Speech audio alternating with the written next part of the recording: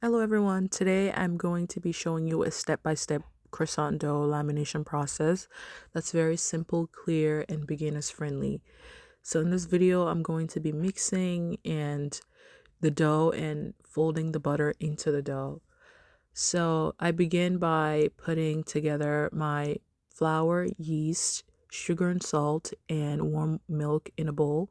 You could always do this by hand and just get it mixed into like a really kind of shaggy dough, but I'm doing this in my mixer. So after that, the first butter measurement is added into the dough, and this then gets mixed into the dough.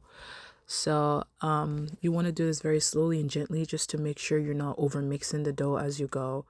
And after the butter is well incorporated, we're gonna go ahead and just take out the dough and place it on a parchment. You can either do this on a parchment or a saran wrap. I'm doing this on a parchment, and you just want to kind of like shape it into a rectangle or a square, whichever one feels comfortable. Just go ahead and shape it, and then put it in the fridge and to let it rest and ferment for about 30 minutes before you start your lamination process. You could either put it in the fridge for 30 minutes or let it rest overnight before beginning the lamination process. So here I just have my sliced butter to form a square that's going to go into the dough that we made previously. And you just want to like put that also in like a square or a rectangle shape, and then kind of shape it into your parchment. This I highly recommend you using a parchment paper just because it would get messy if you were to do it in a saran wrap or a cling wrap.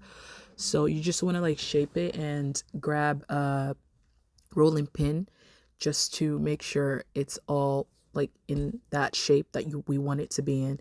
Just keep rolling and make sure it's like completely flat, just so it's placed perfectly on the block of dough we're going to be putting it in later. So you just want to put that back in the fridge as well to firm up. So now I'm taking out the dough that we made earlier, and I'm just going to kind of make like an indent on it just to form a sort of square shape and roll it out before placing the butter in the middle of the dough. This process should be very stress-free if your dough is firm enough and is well rested in the fridge. So after I finish rolling out this dough to my desired shape, and I'm now going to grab my butter and make sure it's like firm enough and not like too mushy, because if the butter gets very mushy, it will ooze out the moment you start the lamination process.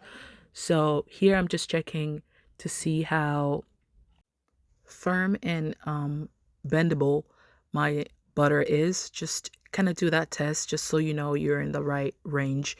So I'm going to do 3 simple folds for this croissant.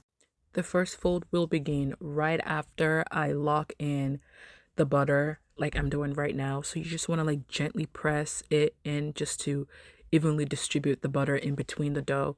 So you just want to keep doing this firmly and just as gently as possible, because if you get too aggressive or just press down a little too hard on the dough, the butter will ooze out. I mean, there's no way to like stop it if you're doing this by hand, but sometimes it will happen. But just to avoid that, you want to gently press. So after that, I did my first fold, and I did indent in the dough just to make sure I can remember that I did the first fold. I suggest indenting into the dough after every fold, just because sometimes you might need to pop it back in the fridge just to cool down for a little bit before you continue the fold process. The indent allows you to know how many folds you've done to continue wherever you stop. I didn't need to like put it back in the fridge after the second fold, so I just went ahead and just kept going. I kept doing the simple folds. You're just flipping it over one another, and then you're rolling it out and gently pressing as possible. And I had to put it back in the fridge for my last fold, so that's happening right here. And I did the last fold, and now I'm just indenting that I did 3 folds, just so the next time I'm gonna be using this croissant dough, I know that I did 3 folds already, and I'm just like rolling it out one more time to use it however I want to use it. You could either use it to make croissant, or You could make chocolate croissant, you could do queen amande, you could do whatever you want with this dough. It's pretty flexible, but if croissant is your goal, then you just go ahead and roll it out and then cut it to whatever shape you desire.